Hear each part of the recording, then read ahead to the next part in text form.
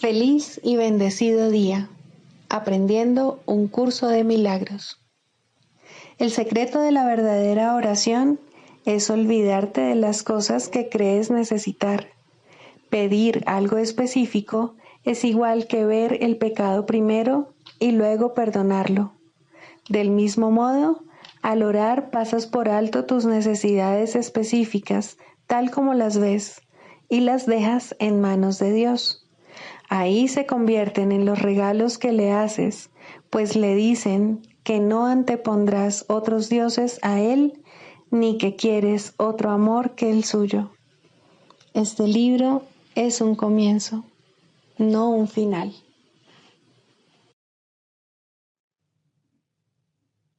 Del prefacio, ¿qué postula? Párrafo 12.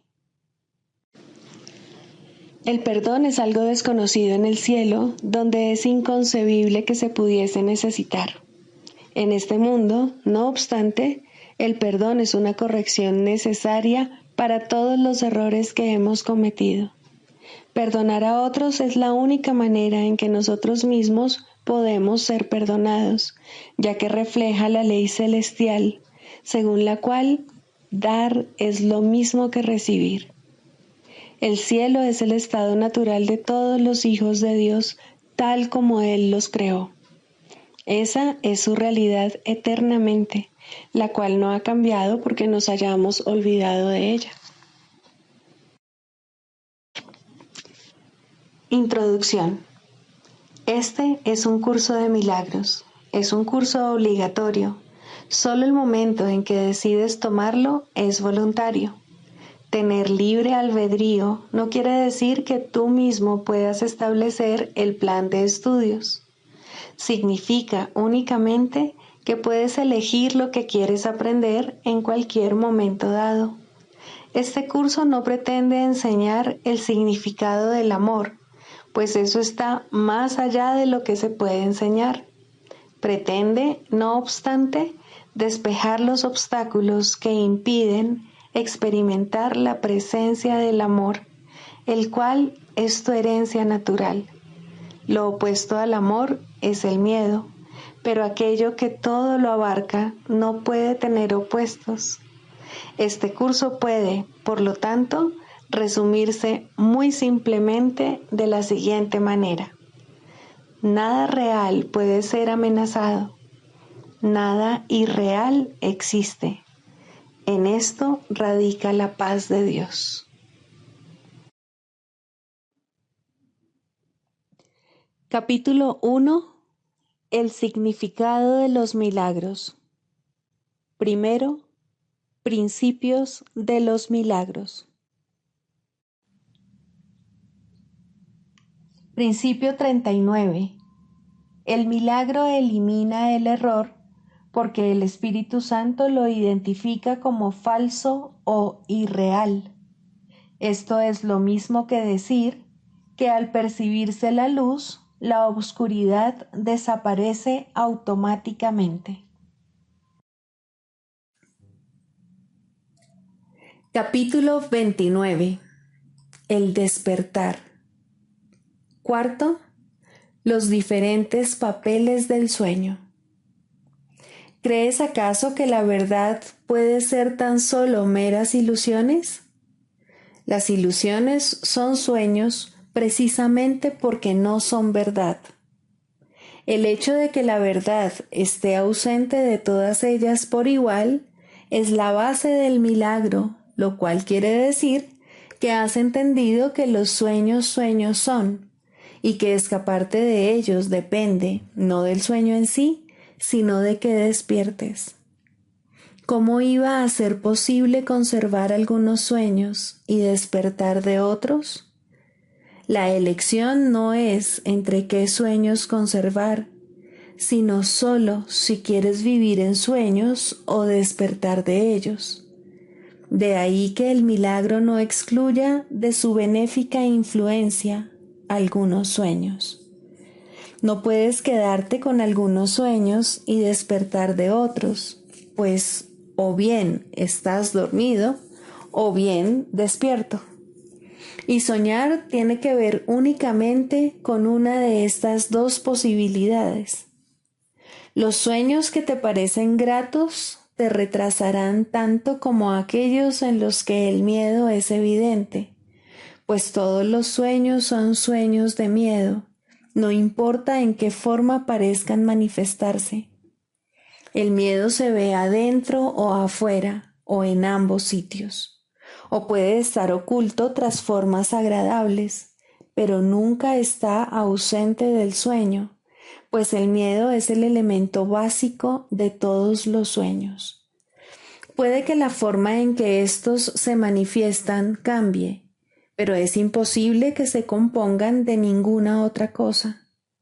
El milagro sería ciertamente traicionero si te permitiera seguir estando amedrentado por no haber reconocido el miedo, pues no estarías entonces dispuesto a despertar, que es para lo que el milagro allana el camino.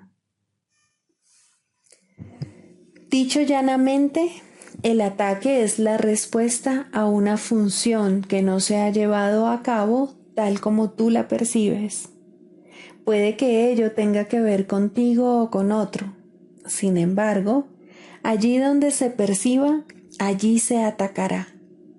La depresión o el ataque no pueden sino ser los temas de todos los sueños, pues el miedo es el elemento de que se componen. El fino disfraz de placer y alegría en el que tal vez vayan envueltos apenas cubre el grueso bloque de miedo que constituye su médula. Y esto es lo que el milagro percibe, y no las envolturas que lo cubren. Cuando te invade la ira, ¿no es acaso porque alguien no llevó a cabo la función que tú le habías asignado? ¿Y no se convierte esto en la razón que justifica tu ataque? Los sueños que crees que te gustan son aquellos en los que las funciones que asignaste se cumplieron y las necesidades que te adscribiste fueron satisfechas. No importa si esas necesidades se satisfacen o si son simplemente algo que se desea. Es la idea de que existen lo que produce miedo.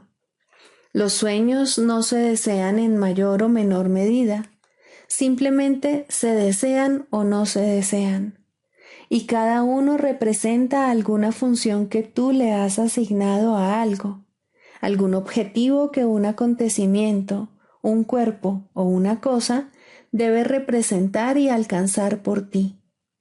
Si se logra, crees que el sueño te gusta.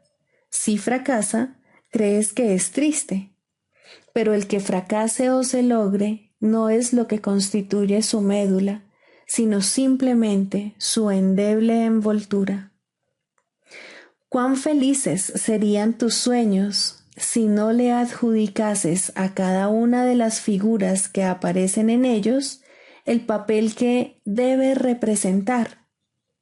Es únicamente la imagen que tienes de alguien lo que puede fracasar, y tener esa imagen es lo único que constituye una traición. La médula de los sueños que ofrece el Espíritu Santo no es nunca una médula de temor. Lo que los envuelve puede parecer ser lo mismo, pero su significado ha cambiado porque cubre otra cosa. Lo que determina toda percepción es su propósito, en el sentido de que aparenta ser aquello para lo que se considera que es. Una sombría figura que ataca se convierte en un hermano que te ofrece una oportunidad para prestar ayuda, si esto se convirtiese en la función del sueño. Y de este modo, los sueños de tristeza se transformarían en sueños de alegría. ¿Para qué es tu hermano? No lo sabes porque tu función aún no te resulta clara. No le asignes un papel que tú crees que te haría feliz a ti. Y no trates de herirle cuando él no cumpla el papel que le asignaste en el sueño que tienes de lo que debería ser tu vida. Él pide ayuda en cada uno de sus sueños y tú puedes prestársela si ves la función del sueño tal como la percibe aquel que puede utilizar todo sueño en beneficio de la función que se le encomendó a él. Puesto que ama al soñador y no al sueño, cada sueño se convierte en una ofrenda de amor, pues en el centro de cada sueño se halla su amor por ti, iluminando amorosamente cualquier manifestación del sueño. Lecciones finales. Introducción. En nuestras lecciones finales utilizaremos la mínima cantidad de palabras posible. Tan solo las utilizaremos al principio de nuestras prácticas y únicamente para que nos recuerden que lo que buscamos es ir más allá de ellas. Dirijámonos a aquel que nos guía en nuestro camino y que imparte seguridad a nuestros pasos. En sus manos dejamos estas lecciones y de aquí en adelante le entregamos también nuestras vidas, pues no queremos volver a creer en el pecado, que fue lo que hizo que el mundo pareciese un lugar feo e inseguro, hostil y destructor, peligroso desde cualquier punto de vista y traicionero más allá de cualquier esperanza de poder tener confianza o de escapar del dolor. El suyo es el único camino para hallar la paz que Dios nos ha dado. Su camino es el que todo el mundo tiene que recorrer al final, pues este es el final que Dios mismo dispuso. En el sueño del tiempo, este final parece ser algo muy remoto. Sin embargo, en verdad ya está aquí, como un amable guía que nos indica qué camino tomar. Marchemos juntos por el camino que la verdad nos señala, y seamos los líderes de los muchos hermanos que andan en busca del camino, pero que no lo encuentran. Consagremos nuestras mentes a este propósito, poniendo todos nuestros pensamientos al servicio de la salvación. La meta que se nos ha asignado es la de perdonar al mundo. Esa es la función que Dios nos ha encomendado, y lo que buscamos es el final del sueño, no como nosotros queremos que dicho final sea, sino como lo quiere Dios, pues no podremos sino reconocer que todo aquello que perdonamos es parte de Dios mismo, y así su recuerdo se reinstaurará en nosotros completamente y en su totalidad. Nuestra función es recordarlo a Él aquí en la tierra, tal como se nos ha dado ser su propia compleción en la realidad. No nos olvidemos, por lo tanto, de que nuestro objetivo es uno que compartimos, pues en ese recordar es donde radica el recuerdo de Dios y lo que nos señala el camino que conduce hasta Él y hasta el remanso de su paz. ¿Cómo no vamos a perdonar a nuestro hermano, que es quien nos puede ofrecer esto?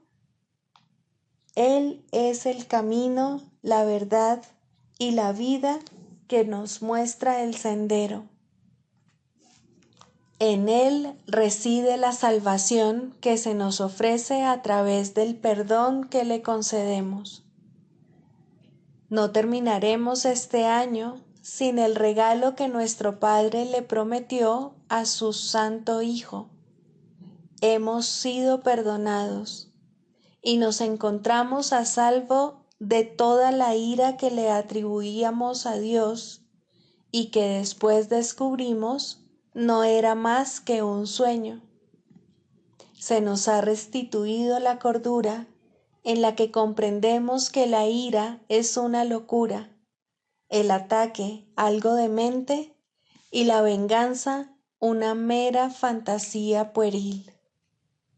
Nos hemos salvado de la ira porque nos dimos cuenta de que estábamos equivocados. Eso es todo. ¿Y se encolerizaría un padre con su hijo porque éste no hubiese comprendido la verdad? Venimos a Dios y con honestidad le decimos que no habíamos entendido y le pedimos que nos ayude a aprender sus lecciones a través de la voz del Maestro que Él mismo nos dio. ¿Iba acaso Dios a hacerle daño a su Hijo? ¿O bien se apresuraría a contestar de inmediato diciendo, este es mi Hijo y todo lo que tengo le pertenece? Ten por seguro que así es como responderá, pues estas son sus propias palabras para ti, y nadie podrá jamás tener más que esto, pues en esas palabras yace todo lo que existe y todo lo que jamás existirá por los siglos de los siglos, así como en la eternidad. Lección 361. Te entrego este instante santo. Sé tú quien dirige, pues quiero simplemente seguirte, seguro de que tu dirección me brindará paz. Y si necesito una palabra de aliento, Él me la dará. Si necesito un pensamiento, Él me lo dará también. Y si lo que necesito es quietud y una mente receptiva y serena, esos serán los regalos que de Él recibiré. Él está a cargo a petición mía, y me oirá y contestará, porque Él habla en nombre de Dios, mi Padre, y de su Santo Hijo. Del Manual para el Maestro, pregunta 4. ¿Cuáles son las características de los maestros de Dios? 7. Generosidad. La palabra generosidad tiene un significado especial para el Maestro de Dios. No es el significado usual de la palabra. De hecho, es un significado que tiene que aprenderse, y aprenderse muy bien. Al igual que todos los demás atributos de los maestros de Dios, esta se basa, a fin de cuentas, en la confianza, puesto que sin confianza nadie puede ser generoso en el verdadero sentido de la palabra. Para el mundo, generosidad significa dar en el sentido de perder. Para los maestros de Dios, generosidad significa dar en el sentido de conservar.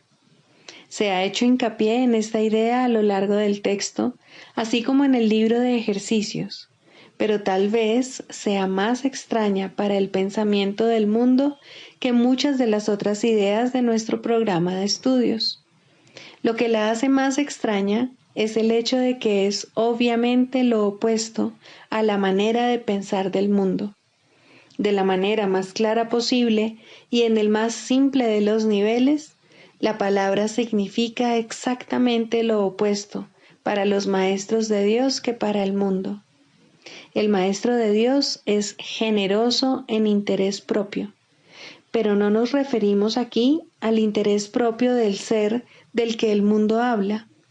El maestro de Dios no quiere nada que él no pueda dar, pues se da cuenta de que, por definición, ello no tendría ningún valor para él. ¿Para qué lo iba a querer? Solo podría perder por su causa, no podría ganar nada. Por lo tanto, no busca nada que sea solo para él, ya que eso sería la garantía de que lo perdería. No quiere sufrir, porque entonces iba a querer buscarse dolor, pero sí quiere conservar todas las cosas que son de Dios y que, por ende, son para su Hijo. Esas son las cosas que le pertenecen. Esas sí que las puede dar con verdadera generosidad, conservándolas de este modo para sí mismo eternamente.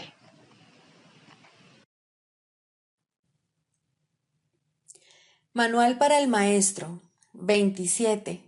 ¿Qué es la muerte? La muerte es el sueño central de donde emanan todas las ilusiones. ¿No es acaso una locura pensar que la vida no es otra cosa que nacer, envejecer, perder vitalidad y finalmente morir? Ya hemos planteado esta pregunta anteriormente, pero ahora debemos examinarla con mayor detenimiento. La creencia fija e inalterable del mundo es que todas las cosas nacen para morir.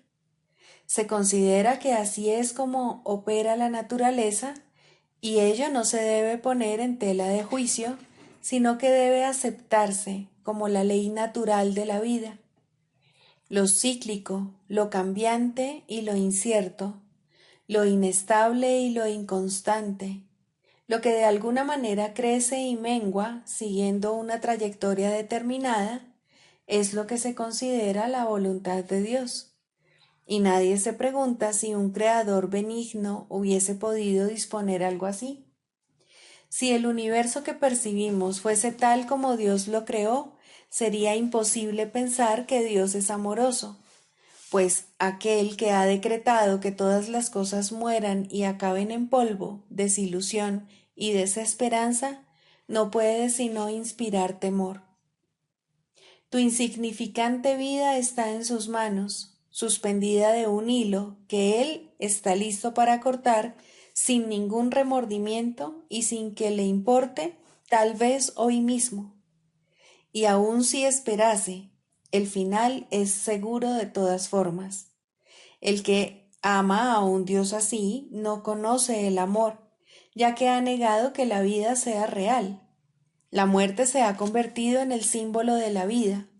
Su mundo es ahora un campo de batalla en donde reina la contradicción y los opuestos luchan en una guerra interminable.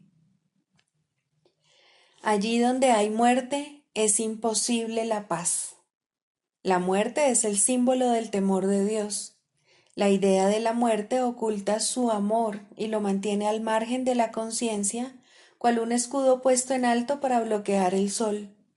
Lo siniestro de este símbolo basta para demostrar que la muerte no puede coexistir con Dios. La muerte presenta una imagen del Hijo de Dios en la que ésta acaba descansando en paz, en los brazos de la devastación, donde los gusanos lo esperan para darle la bienvenida y así prolongar un poco más su propia existencia gracias a su muerte. Mas los gusanos están igualmente condenados a morir, y de esta forma todas las cosas viven gracias a la muerte. En la naturaleza, el devorarse unos a otros es la ley de la vida. Dios está loco y solo el miedo es real.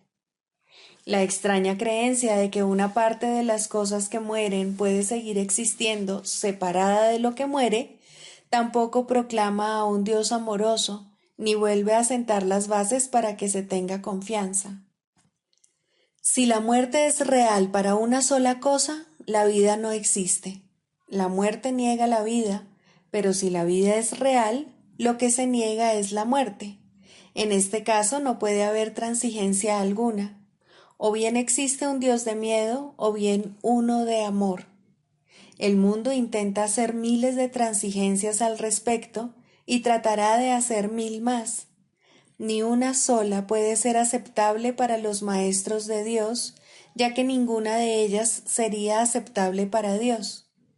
Él no creó la muerte, puesto que no creó el miedo.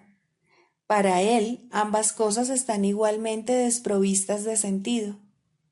La realidad de la muerte está firmemente arraigada en la creencia de que el Hijo de Dios es un cuerpo, y si Dios hubiese creado cuerpos, la muerte sería ciertamente real. Pero en ese caso, Dios no sería amoroso.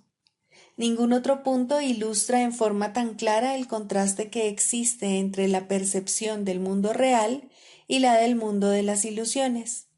Si Dios es amor, la muerte es, de hecho, la muerte de Dios, y por lo tanto, su propia creación no puede sino temerle. Dios no es su padre, sino su destructor, su vengador, no su creador. Sus pensamientos son aterradores y su imagen temible. Contemplar sus creaciones es morir. El último enemigo destruido será la muerte. Por supuesto que sí. Sin la idea de la muerte no habría mundo. Todos los sueños acabarán con éste. Esta es la meta final de la salvación, el fin de todas las ilusiones. Y todas las ilusiones nacen de la muerte. ¿Qué puede nacer de la muerte y tener vida? Por otra parte, ¿qué puede originarse en Dios y morir? Las inconsistencias, las transigencias y los ritos que el mundo fomenta en sus vanos intentos de aferrarse a la muerte y al mismo tiempo pensar que el amor es real, no son más que necios trucos mágicos que no tienen sentido ni eficacia. Dios es eterno, al igual que todas las cosas creadas en él. ¿No ves que de no ser así, él tendría un opuesto y el miedo sería tan real como el amor? Maestro de Dios, tu única tarea puede definirse de la siguiente manera. No hagas ningún trato en el que la muerte sea parte integrante de él. No creas en la crueldad, ni permitas que el ataque oculte la verdad de ti. Lo que parece morir tan solo se ha percibido incorrectamente y se ha llevado al campo de las ilusiones. De ahí que tu tarea sea ahora permitir que las ilusiones sean llevadas ante la verdad. Mantente firme solo en esto. No te dejes engañar por la realidad de ninguna forma cambiante. La verdad no cambia ni fluctúa, ni sucumbe ante la muerte o ante la destrucción. ¿Y cuál es el final de la muerte? Nada más que esto, el reconocimiento de que el Hijo de Dios es inocente ahora y siempre. Nada más que eso, pero no olvides que tampoco es menos.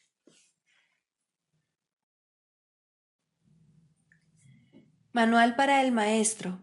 Clarificación de términos. 4. La percepción verdadera, el conocimiento. El mundo que ves no es más que la ilusión de un mundo. Dios no lo creó, pues lo que Él crea tiene que ser tan eterno como Él. En el mundo que ves, no obstante, no hay nada que haya de perdurar para siempre. Algunas cosas durarán en el tiempo algo más que otras, pero llegará el momento en el que a todo lo visible le llegue su fin. Los ojos del cuerpo no son, por lo tanto, el medio a través del cual se puede ver el mundo real, pues las ilusiones que contemplan solo pueden conducir a más ilusiones de la realidad. Y eso es lo que hacen, pues todo lo que los ojos del cuerpo ven no solo no ha de durar, sino que además se presta a que se tengan pensamientos de pecado y culpabilidad. Todo lo que Dios creó, por otra parte, está por siempre libre de pecado y por ende, por siempre libre de culpabilidad. El conocimiento no es el remedio para la percepción falsa, puesto que al proceder de distintos niveles jamás pueden encontrarse. La única corrección posible para la percepción falsa es la percepción verdadera. Esta no perdurará, pero mientras dure, su propósito será sanar. La percepción verdadera es un remedio que se conoce por muchos nombres. El perdón, la salvación, la expiación y la percepción verdadera son todos una misma cosa.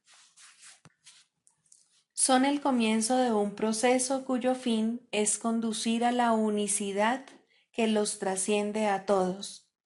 La percepción verdadera es el medio por el que se salva al mundo de las garras del pecado, pues el pecado no existe. Y esto es lo que la percepción verdadera ve. El mundo se yergue como un sólido muro ante la faz de Cristo, pero la percepción verdadera lo ve solo como un frágil velo, tan fácil de descorrer que no podría durar más de un instante.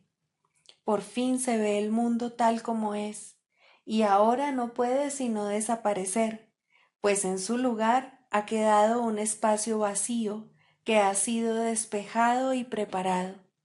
Donde antes se percibía destrucción, aparece ahora la faz de Cristo, y en ese instante el mundo queda olvidado, y el tiempo acaba para siempre al disolverse el mundo en la nada de donde provino. Un mundo perdonado no puede durar mucho. Era la morada de los cuerpos, pero el perdón mira más allá de ellos.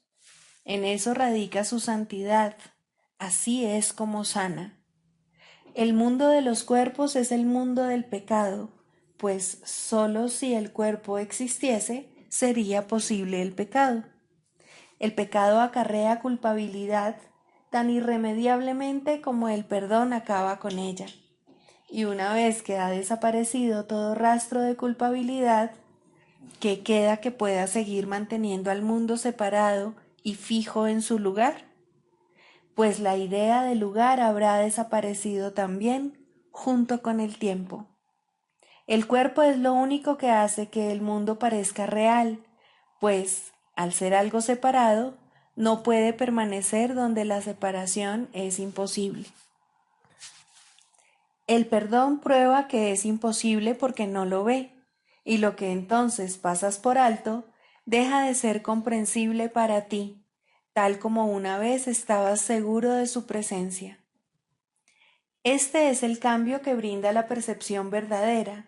Lo que antes se había proyectado afuera, ahora se ve adentro, y ahí el perdón deja que desaparezca. Ahí se establece el altar al Hijo, y ahí se recuerda a su Padre. Ahí se llevan todas las ilusiones ante la verdad y se depositan ante el altar. Lo que se ve como que está afuera no puede sino estar más allá del alcance del perdón, pues parece ser por siempre pecaminoso. ¿Qué esperanza puede haber mientras se siga viendo el pecado como algo externo? ¿Qué remedio puede haber para la culpabilidad? Mas, al ver a la culpabilidad y al perdón dentro de tu mente, estos se encuentran juntos por un instante, uno al lado del otro, ante un solo altar. Ahí, por fin, la enfermedad y su único remedio se unen en un destello de luz curativa.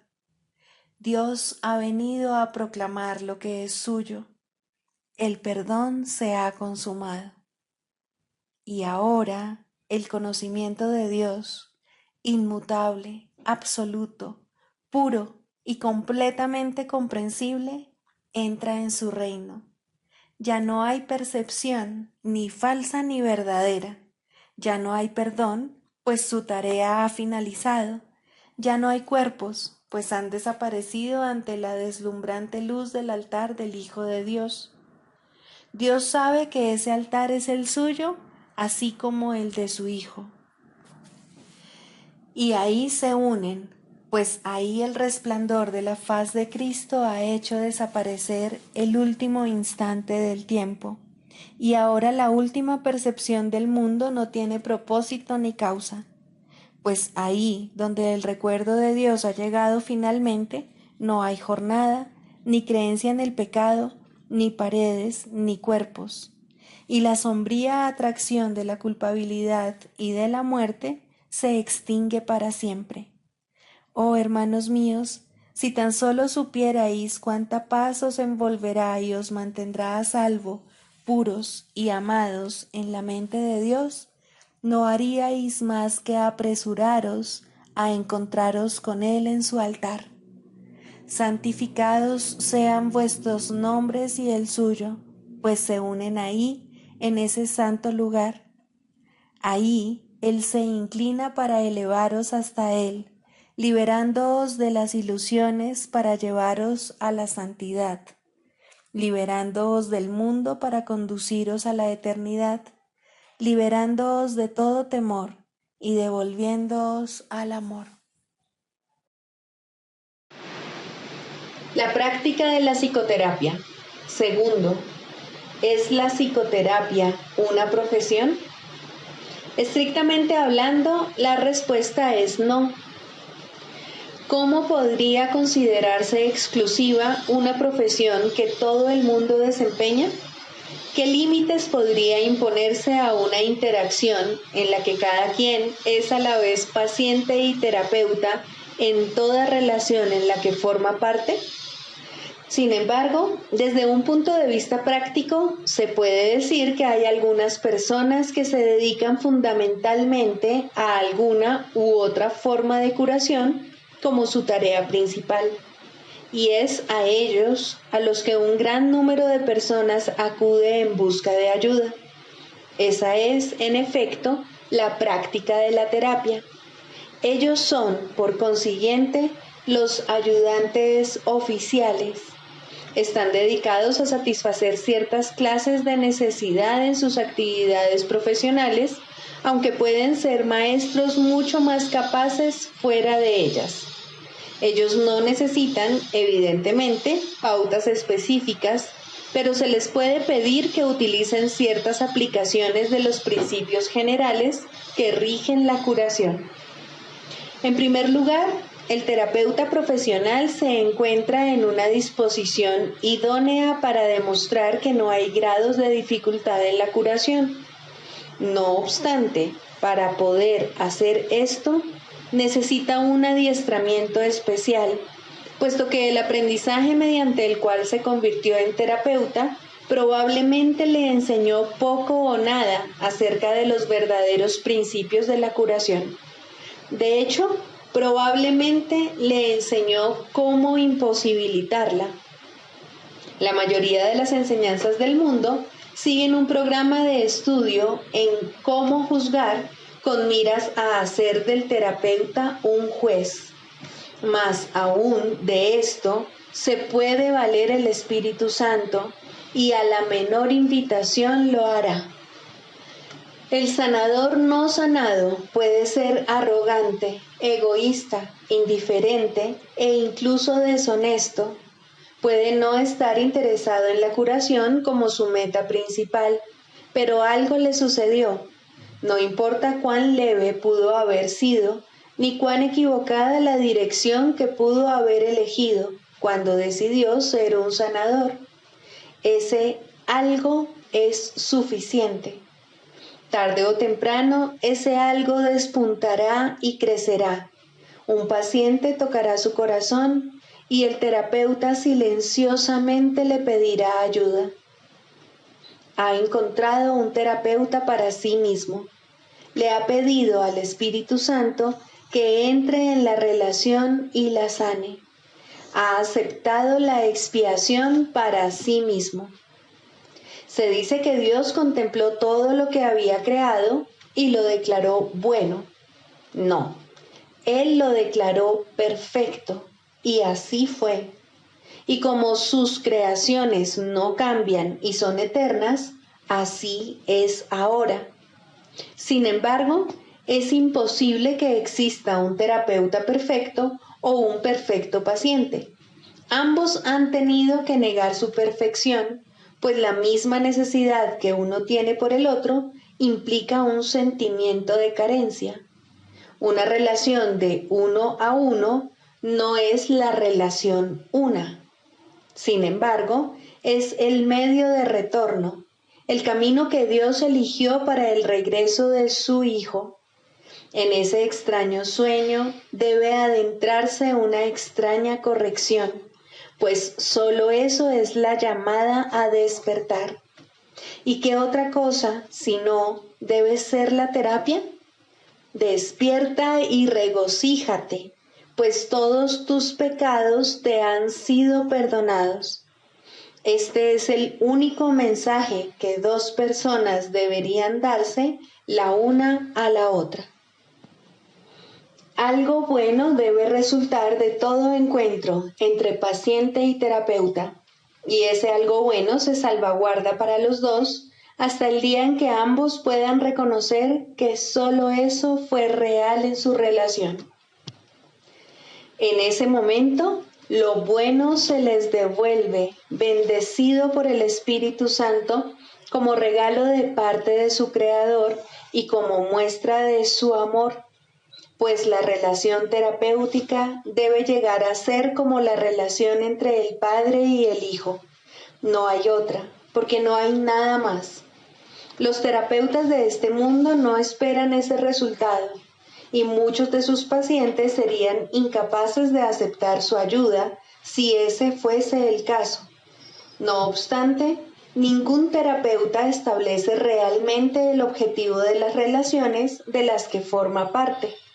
Su comprensión comienza con este reconocimiento y continúa a partir de ahí. En el instante en que el terapeuta se olvida de juzgar al paciente, es cuando tiene lugar la curación. Algunas relaciones jamás llegan a ese punto, aun cuando tanto paciente como terapeuta pueden cambiar sus sueños en el proceso. Sin embargo, no será el mismo sueño para ambos, y por ende, no es el sueño del perdón en el que ambos despertarán algún día. Lo bueno se salvaguarda, de hecho se atesora, pero es poco el tiempo que se ahorra. Los nuevos sueños perderán su atracción temporal y se convertirán en sueños de miedo, que es el contenido de todos los sueños. No obstante, ningún paciente puede aceptar más de lo que está listo para recibir, y ningún terapeuta puede ofrecer más de lo que cree tener.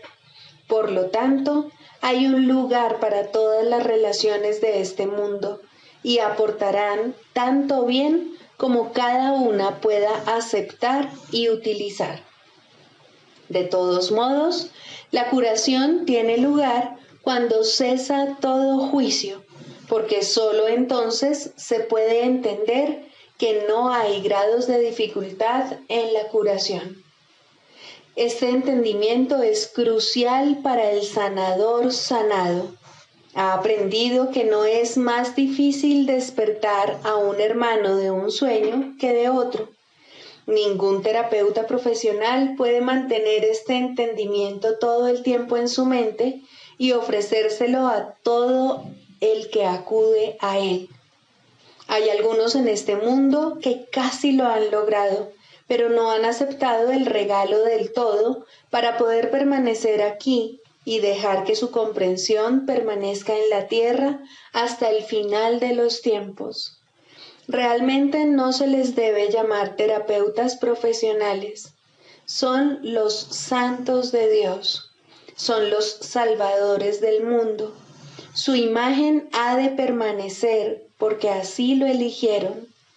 Toman el lugar de otras imágenes y su ayuda llega en forma de tiernos sueños. Una vez que el terapeuta profesional se ha dado cuenta de que las mentes están unidas, puede también reconocer que el concepto de grados de dificultad en la curación no tiene sentido.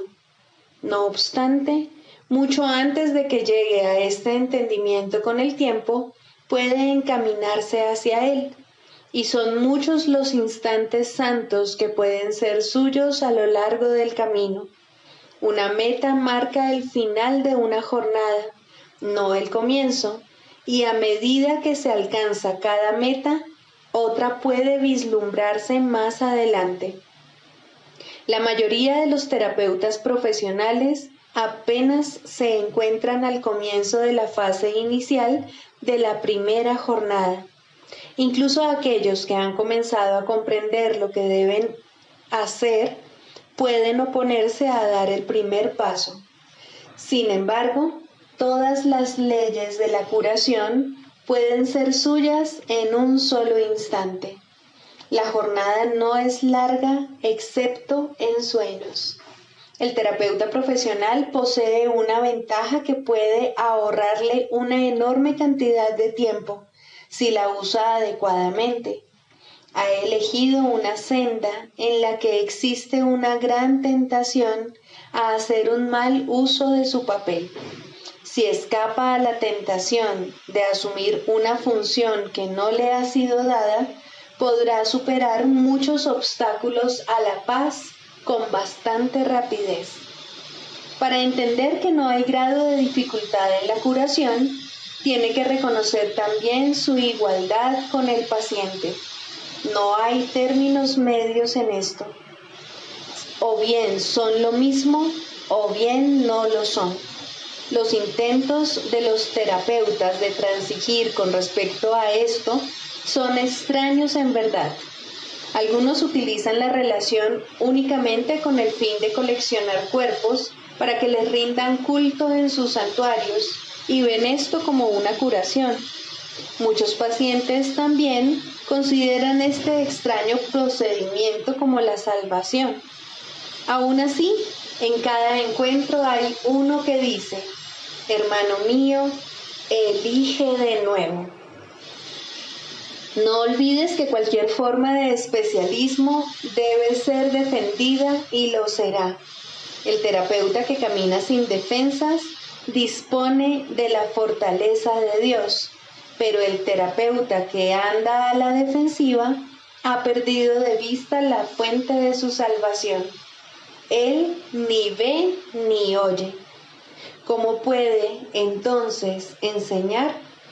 Puede hacerlo porque la voluntad de Dios es que Él ocupe su puesto en el plan para la salvación, porque es la voluntad de Dios que ayude a su paciente a unirse a Él allí, y porque su incapacidad para ver y oír no limita al Espíritu Santo en modo alguno, excepto en el tiempo, pues en el tiempo puede haber un gran intervalo entre el ofrecimiento y la aceptación de la curación. Este es el velo que cubre la faz de Cristo, pero no puede ser sino una ilusión, porque el tiempo no existe y la voluntad de Dios ha sido siempre exactamente como es.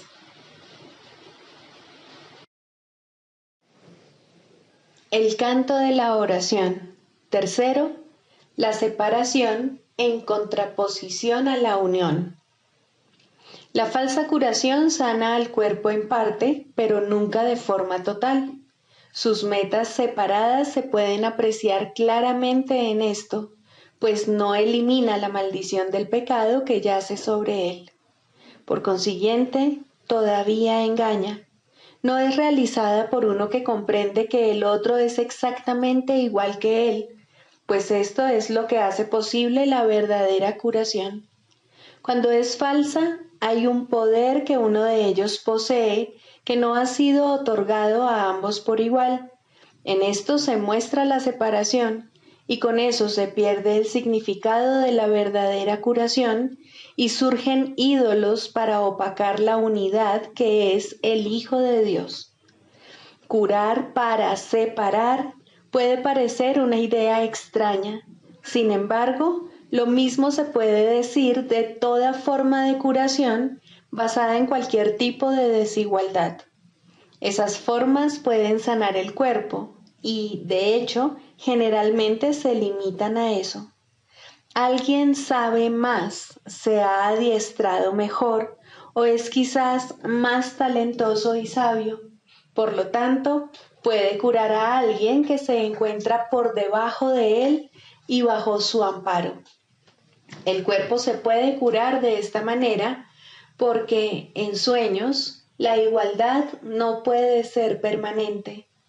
El sueño se compone de modificaciones y cambios. Curarse parece consistir en encontrar a alguien más sabio, quien, mediante sus artificios y conocimientos, lo consiga. Alguien sabe más. Esta es la frase mágica por medio de la cual el cuerpo parece ser el objeto de la curación, tal como el mundo la concibe. Y a este alguien más sabio, el otro se dirige para beneficiarse de su conocimiento y habilidad, para encontrar en él remedio para su dolor. ¿Cómo puede ser eso? La verdadera curación no puede proceder de una desigualdad asumida, que posteriormente se acepta como la verdad y luego se usa para ayudar a sanar a los heridos y calmar la mente que sufre de la agonía de la duda. ¿Existe entonces un papel que uno pueda jugar en la curación para ofrecer ayuda a otro? Desde la arrogancia, la respuesta tiene que ser no, pero desde la humildad, ciertamente hay un lugar para los que quieren ayudar. Es como el papel del que ayuda en la oración, que deja que el perdón sea aquello para lo que se concibió. No te consideras el portador del don especial que da lugar a la curación. Lo único que tienes que hacer es reconocer tu unidad con el que está pidiendo ayuda, pues en esta unidad desaparece su sentido de separación, que es lo que lo enfermó. No tiene sentido administrar remedio alguno, excepto allí donde radica la fuente de la enfermedad, pues de otra manera nunca podría curarse verdaderamente. Sanadores los hay, pues son hijos de Dios que reconocen su fuente y comprenden que todo lo que su fuente crea es uno con ellos. Ese es el remedio que brinda alivio infalible.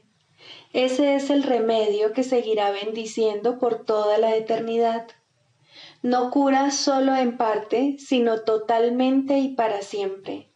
Ahora la causa de toda dolencia se ha puesto al descubierto totalmente como es, y en ese lugar se halla ahora escrita la santa palabra de Dios. La enfermedad y la separación deben curarse por el amor y la unión. Nada más puede curar tal como Dios estableció la curación. Sin Él no hay curación, pues sin Él no hay amor. Solo la voz de Dios puede decirte cómo curar. Escucha y nunca dejarás de ofrecer su amoroso remedio a quienes Él te envía para dejar que Él los sane y para bendecir a todos aquellos que colaboran con Él en nombre de la curación. El cuerpo sanará porque la causa de su enfermedad ha desaparecido y ahora, al no tener causa alguna, no puede volver a presentarse en otra forma. Tampoco se temerá a la muerte, porque se ha comprendido lo que es.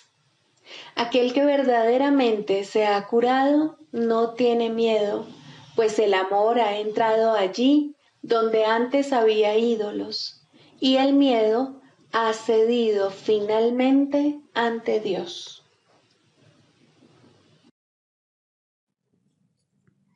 Sigamos a Jesús haciendo del perdón algo tan natural como respirar y algo tan vital como el aire. Amén.